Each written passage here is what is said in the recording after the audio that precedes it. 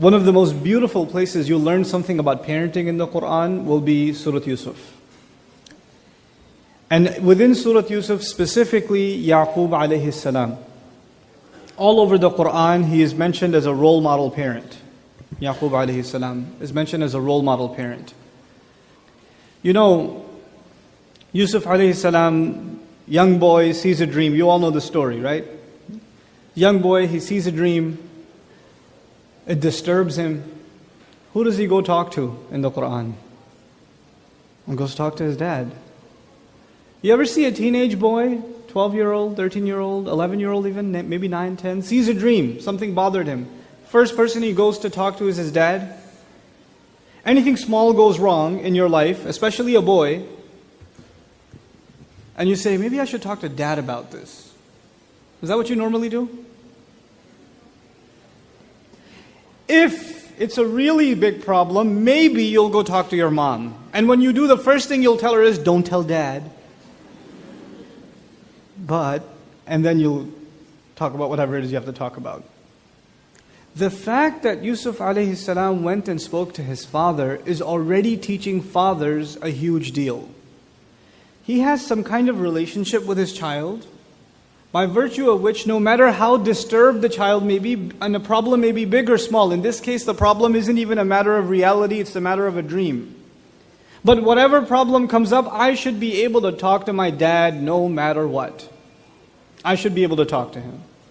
My daughter, my eldest, when she was in preschool, she goes to preschool, she comes home one day, and she comes and it's like 3.5, 4 years old.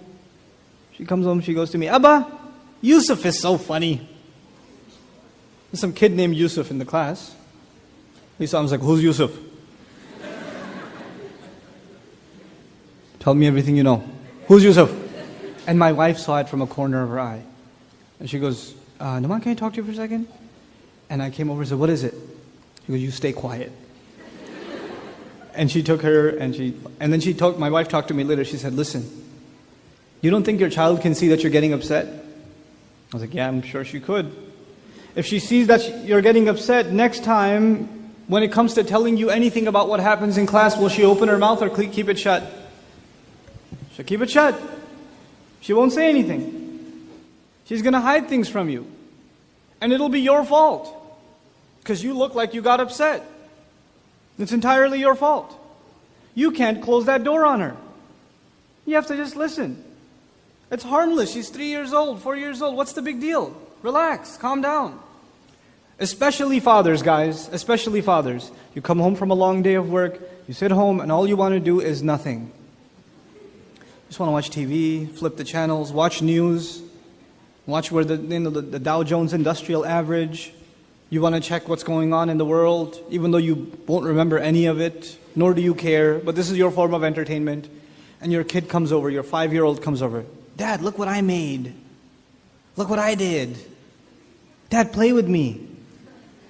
Come on, let's do something. Let's play tag. And they're talking to you. And what are you doing? Could you leave me alone? I'm trying to watch the news. And you'll call his mother. Hey, Fatima, can you get rid of him, please? I just came home from work. I need some peace. I don't need to hear this. Don't you have toys I bought you? Go play with those. Same child, 10 years later. He's 15 years old. And you're picking him up from school and you say, so son, how was your day? What'd you do? Did you talk to any friends? Maybe. Where are you going to go later? Somewhere. What are you going to do? I don't know. They won't talk to you. And then you come tell the imam, my kid doesn't talk to me. Yeah, you didn't talk to him. You didn't talk to him all this time. You didn't have time. You didn't create a relationship first. How is it going to just come out of nowhere? It doesn't. And those are the ages, by the way, 10, 11, 12, 13. Those are the critical ages. At those ages, before then, children are most obsessed with making their parents proud. Doesn't even matter what religion you're from. This is just pure child psychology. Young children just want to make their parents proud. They want to show their parents what they've done. The biggest source of influence to them is their parents. There's some serious trouble headed your way. I bring up Surah Yusuf because at a young age, he's already showing respect and open communication. That's critical for both parent and child. How many of us are having dinner every night with our children? And when you do sit and have dinner, how many of us are actually talking to our kids? Actually talking to our kids. You know, in the age of cell phones and texting and all this other stuff and cognitive dissonance, you can't even carry a real conversation with another human being, let alone your children. But we have to become good listeners, especially the fathers. Especially the fathers. The moms, naturally, Allah has given them certain gifts. Like parenting comes more naturally to a mother. Allah has given her that gift. He just makes her nurturing, soft, caring, concerned. Just naturally. Fathers have to work on it. You're sitting at home, your child falls down.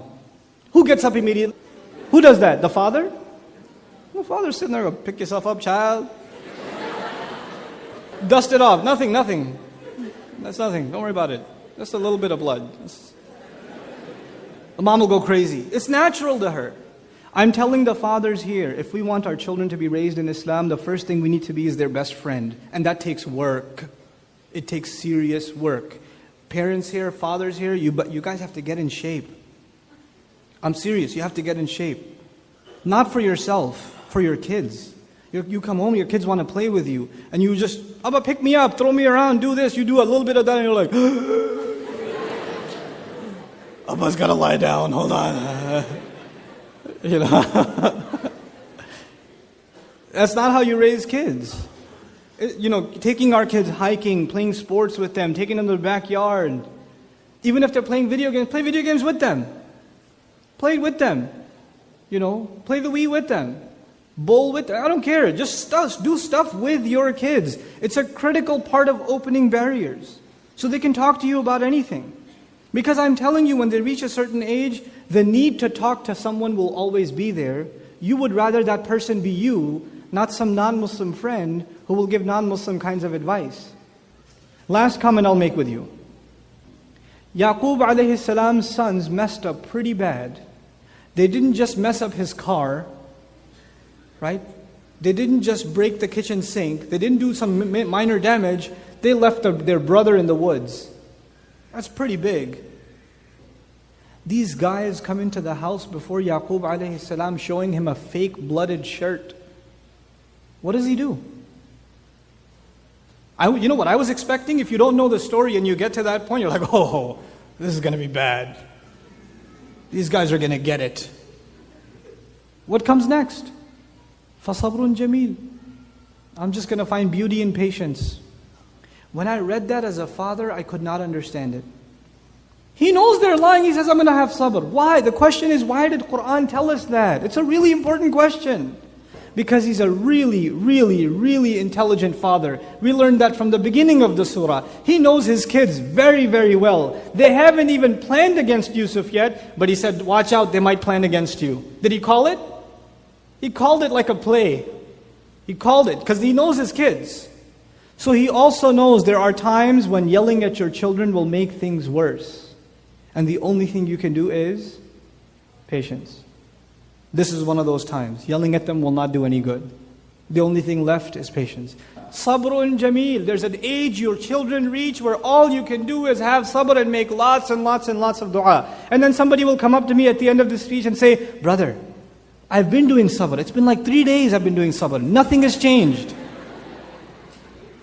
You can't put a timer on your sabr, guys. Yaqub alayhi salam has sabr. Does it pay off eventually? Do those kids eventually come around by Allah's grace? They do, right? Does it happen the next week? 6 months from then? A year from then? 2 years from then? 10 years from then? It happens a while later, right? Just trust Allah and have sabr at a certain point. These are some basic teachings of Allah's book. These aren't just stories. These are the best of all stories. Why? Because every little bit of this story has things that makes my life better.